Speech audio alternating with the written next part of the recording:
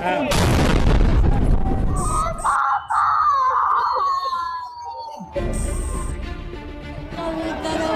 बंद कर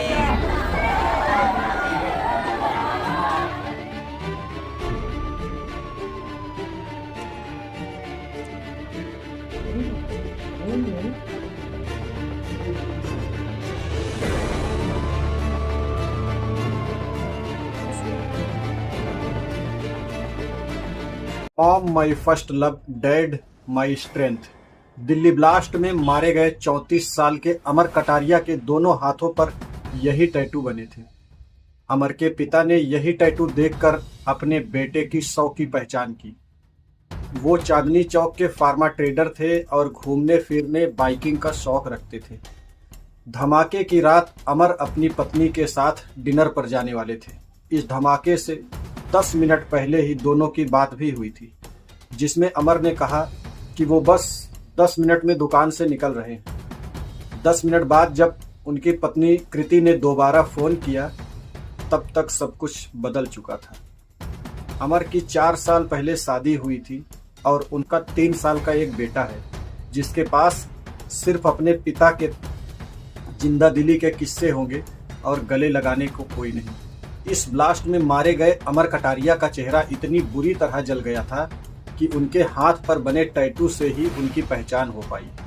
ये सिर्फ एक नाम है, ऐसे ही 12 और लोग हैं जिनके घर सूने हो चुके हैं। 36 साल के दिनेश कुमार चांदनी चौक में एक शादी के कार्ड की दुकान पर पिछले 4-5 साल से काम करते थे। उसी शाम दुकान के मालिक को उन्होंने करीब 6:30 बजे फोन किया। वो तभी बस घर जाने के लिए ई रिक्शा ले रहे थे। इस धमाके के बाद उन्हें किया गया कोई भी फोन कॉल रिसीव नहीं हुआ। उनके साथ काम करने वाले मुरलीधर मौर्य उन्हें याद करते हुए कहते हैं कि वो बहुत खुश मिजाज था, लगता है बस कहीं गए हैं और अभी वापस आ जाएंगे। दिनेश कुमार के परिवार में उनकी पत्नी और 3 बच्चे हैं जो बहराइच में रहते हैं। उस धमाके में अशोक कुमार की भी जान चली गई, अपने परिवार का इकलौता सहारा। अशोक कुमार अमरोहा के मंगलौरा गांव के रहने वाले थे और वो दिल्ली के जगतपुरा में अपनी पत्नी और 4 बच्चों के साथ किराए के मकान में रहते थे। उनकी बुजुर्ग माँ अमरोहा में गांव में रहती हैं। उनका बड़ा भाई सुभाष बीमारी की वजह से काम नहीं कर पाता था, इसलिए पूरे परिवार का सहारा सिर्फ अशोक थे। सुबह वो डीटीसी बस के कंडक्टर बन जाते थे, रात को सिक्योरिटी गार्ड की ड्यूटी करते। अशोक कुमार और उत्तर प्रदेश के रहने वाले लोकेश अग्रवाल दोस्त थे। लोकेश उस शाम फर्टिलाइजर डीलिंग के काम से और अपने दोस्त अशोक से मिलने लाल किले के पास आए थे। 10 नवंबर की शाम लाल किले के पास हुए धमाके में दोनों की मौत हो गई। इस हादसे में दोनों के परिवार वालों को झकझोर दिया और 2 दोस्तों की जिंदगी एक पल में खत्म हो गई। उस शाम के दर्दनाक कहानी यहीं खत्म नहीं होती। इसी विस्फोट में 22 साल के पंकज सहानी भी मारे गए, जो टैक्सी चलाकर अपने परिवार का खर्च उठाते थे। पंकज सहानी अपने रिश्तेदारों को नई दिल्ली रेलवे स्टेशन पर छोड़कर घर लौट रहे थे। जब धमाका हुआ उसी समय दिल्ली पुलिस की कोतवाली थाने से पंकज के परिवार को फोन आया कि उन्होंने पंकज को इस हादसे में खो दिया। पंकज के चाचा रामदेव सहानी मोर्चरी के बाहर खड़े इंतजार कर रहे थे, जबकि अंदर पिता और बाकी रिश्तेदार कागजी कार्रवाई पूरी कर रहे थे। रामदेव की आवाज भर गई जब उन्होंने बताया 3 साल से टैक्सी चला रहा था और हमें बताया गया कि उसके सर का पिछला हिस्सा उड़ गया। उसकी गाड़ी पूरी तरह टूट चुकी है। पंकज के जीजा निकेश कुमार पूरी रात पंकज के तलाश में भटकते रहे। सोशल मीडिया पर उन्हें एक सफेद कार की तस्वीर मिली जो पूरी तरह से क्षतिग्रस्त थी। नंबर प्लेट देखते ही उनके पैरों तले जमीन खिसक गई। वही पंकज की गाड़ी थी। निकेश ने बताया कि उन्होंने गूगल पर सर्च किया कि क्या हुआ है, तभी समझ में आया कि दिल्ली में लाल किले के पास एक ब्लास्ट हुआ है। उन्होंने पंकज को बार बार फोन किया पर फोन बंद। वो बाइक लेकर तुरंत निकल पड़े और पूरी रात इस हादसे की जगह के आसपास घूमते रहे। अगले दिन सुबह वो दिल्ली के मौलाना आजाद मेडिकल कॉलेज कि मोर्चरी के बाहर लोहे की रेलिंग पकड़कर खड़े थे। अचानक एक कॉल आया, कंफर्म कर दिया। निकेश इतना ही सुन पाए और टूटकर रो पड़े। एम्बुलेंस आई जिसमें पंकज का शव था, लेकिन निकेश ने खुद को संभाल कर कागजी काम पूरे किए। 3 साल पहले जब पंकज ने अपना गांव छोड़ा होगा तो उनके परिवार को ये अंदाजा भी नहीं रहा होगा कि ये शायद उनकी आखिरी मुलाकात। पंकज ने 12वीं पास करने के बाद एक कंपनी में काम किया, पर नौकरी चली गई। घर चलाने के लिए पंकज ने एक टैक्सी चलाना शुरू किया। वो अपने परिवार में इकलौते कमाने वाले थे। 2 बहनों और एक छोटे भाई की जिम्मेदारी पंकज के कंधों पर थी। परिवार मूल रूप से बिहार के समस्तीपुर का है और 2001 से दिल्ली के कंझावला इलाके में रह रहा था। उसी समय LNJP अस्पताल से एक और शव मोर्चरी में पहुंचा। पीड़ितों में एक नाम था, नोमान अंसारी।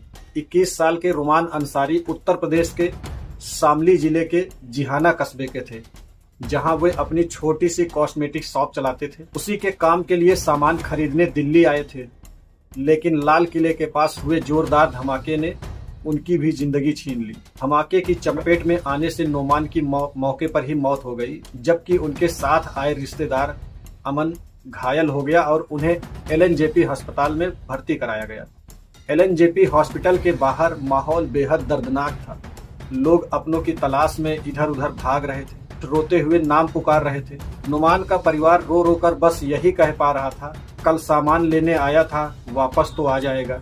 ऐसा किसने सोचा था? नोमान जो अपने परिवार का इकलौता सहारा थे, सपनों के साथ दिल्ली आए थे, लेकिन अब कहने को कुछ नहीं है। नोमान के दोस्त सोनू परिवार को संभालने की कोशिश कर रहे थे, लेकिन इस तरह टूटे हुए लोगों को किस बात से ढाढ़स दिया जा सकता है? जुम्मन खान भी रोज ई रिक्शा चलाकर अपने परिवार का पेट पालते थे। पत्नी ठीक से चल फिर नहीं सकती। जुम्मन खान के 3 छोटे बच्चे हैं। पूरा घर जुम्मन की कमाई पर टिका हुआ था। रात भर किसी खबर का इंतजार होता रहा। जब परिवार मोर्चरी पहुंचा तो शव की हालत से पहचान कर पाना बेहद मुश्किल था। आखिरकार उनके चाचा ने जुम्मन की टी-शर्ट से और उनकी पत्नी ने नीली जैकेट देखकर जुम्मन की पहचान की। उनके परिवार की नजरों के सामने सच जैसे पत्थर की तरह खड़ा था। जुम्मन अब कभी घर नहीं आएंगे। 27 साल के शिवा जायसवाल उत्तर प्रदेश के रहने वाले थे और कपड़ों के बिजनेस से जुड़े थे। काम के सिलसिले में वो अक्सर चांदनी चौक आते जाते रहते थे। धमाके वाले दिन उन्हें दिल्ली के कालकाजी में अपने चाचा सुरेंद्र जायसवाल के घर पहुंचना था, लेकिन समय बीतता गया और शिवा घर नहीं पहुंचा। शैलेंद्र बेचैन हो गए और उन्हें ढूंढने लगे। इसी दौरान धमाके की खबर सामने आई। शैलेंद्र टीवी पर चल रही फुटेज देख रहे थे, जिसमें गृह मंत्री अमित शाह घायलों से मिलने अस्पताल पहुंचे। अचानक वीडियो में एक बेड पर लेटे व्यक्ति की झलक ने शैलेंद्र को झकझोर दिया। वो शिवा थे। कुछ देर बाद अस्पताल से एक आधिकारिक पुष्टि मिली कि शिवा घायल है। शैलेंद्र इस बात से राहत महसूस कर रहे हैं कि शिवा जिंदा है और इस हादसे में उनकी जान नहीं गई, वो मिल गए। जहाँ दिल्ली में कई जिंदगियां एक ही पल में टूट चुकी थी, उसी अफरा तफरी में और डर के बीच में एक ऐसी कहानी सामने है जिसमें मौत का साया बहुत करीब से गुजर गया।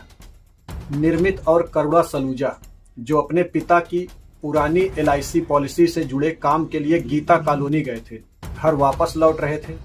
उनका रास्ता लाल किले वाली सड़क से होकर गुजरता है। उन्होंने बताया कि वो उस जगह से धमाके के कुछ ही मिनट पहले निकले थे। रास्ते में ही उन्हें एक रिश्तेदार का फोन आया, जिसमें बताया गया कि उसी जगह पर ब्लास्ट हुआ है। करुणा और निर्मित के पिता लालचंद 2005 के एक दिल्ली सीरियल ब्लास्ट में मारे गए और इस हादसे ने उनके परिवार की जिंदगी बदल कर रख दी थी। पिता के जाने के बाद उनकी मां ने घर और दुकान संभाली, लेकिन 2021 में कोविड के दौरान उनकी भी मौत हो गई।